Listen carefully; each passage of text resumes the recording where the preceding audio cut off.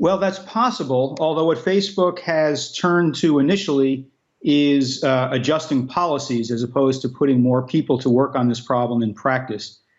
For example, Mark Zuckerberg has said that the company will now put warning labels on posts that break its rules, even when they're newsworthy, which would open the door to labeling posts from President Trump, just for one key example.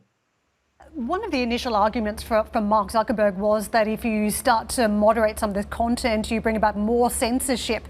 It stops freedom of speech, was his key argument. Is that what we're going to see? Is the result here that you're going to get a tightening of the noose around freedom of speech on the internet, or just the opposite?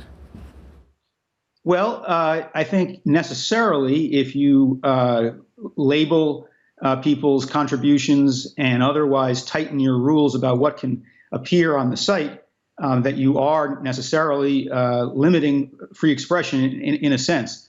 Zuckerberg has not backed off his general position that the platform is devoted to free speech and voice, as he puts it.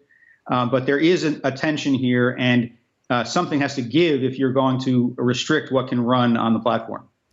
How far do you think this movement goes against Facebook primarily rather than other social media platforms? I mean, we've seen in the past around Cambridge Analytica, many people were initially horrified around the privacy breaches, but they didn't really switch off their Facebook accounts because it was quite complex to do so. When an initial sort of boycott meant that people then just gradually filtered back and kept on using the platform. Is this time any different as advertisers line up demanding changes?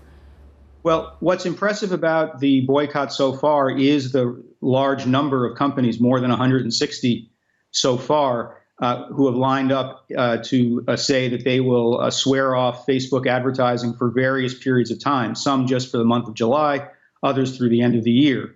The question is how many companies ultimately sign up and how long does the boycott go on? If it turns out to be a 1 month or even 6 month affair, that's not going to bring Facebook to heel necessarily. If it turns out to be something more substantial, then Mark Zuckerberg will feel it in his pocketbook and conceivably make even more significant changes.